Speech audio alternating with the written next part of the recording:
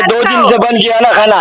देखो खाना गुलाब जाम गाँव से आया, ये कहाँ से आई? गाँव से आया, हमारे गाँव से आया। दिखाओ इनको, दिखाओ, दिखाओ। दिखाओ। ये देखो फडणवीस सरकार, आप क्या बंद कर रहे हो? मेरा मराठी गुलाब जाम खा रहा है।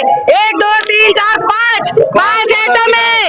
तू तो खाली क्या देने वाला था? वड़ा पाव नहीं इधर स्टॉल में? दो अरे तेरी कीमत क्या है? ये देखो हमारी कीमत क्या है? सरकारने आम्हाला आरक्षण द्यावं, कारण का पूर्वी किती सालापासून माथाडी कामगार नेते तेव्हापासूनचा हा लढा चालू आहे आणि खरोखर ह्या ओबीसी वाल्यांना कमी मार्क असतात हे तुम्हालाही सगळ्यांना माहिती आहेत आणि ओपन वाला म्हणून काय आमचा गुन्हा आहे का? आमची मुलं 90 मार्क पाडतात आणि 1-2 मार्कावरून जातात। आमचे मराठी बांधव शेतात काबड कष्ट करतात, कर्ज करतात, मुलांना शिकवतात, 1-2 लाख फी भरतात आणि मागासवर्गीय नाव घे 30,000 फी, 30,000 हा कुठला नाही आला?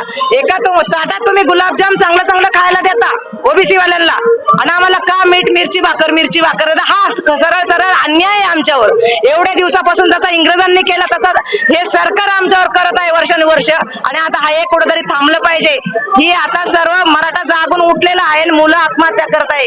1-2 मार्कावरून एवढे मोठे एक्झाम असतात तर त्याच्यात पैसे भरूनही जातात 2 मार्कावरून आणि जर हे 40 मार्कावाले जर चांगले आनंदात पास होते एन्जॉय करत आमची मुलं रात्रंदिवस अभ्यास करतात। मी कोणाच्या मुलाला दुखवत नाही, माझी आहेत त्यांची आहेत, पण कायदा नसल द्यायचं तर सगळ्यांचं काढा, सगळ्यांचं आरक्षण काढा नसल द्यायचं तर, नाही तर द्या आणि आम्हाला पाहिजे आता आरक्षण। आमच्यावर वेळ आली तर आम्ही का असं म्हणायचं आम्हाला नाही पाहिजे म्हणून? त्यांचं काढा एवढ्या वर्ष आम्हाला द्या, त्यांना राहू द्या। ओबीसी मस्त श्रीमंत झालेला सगळ्या सुविधा त्यांनाच आहेत।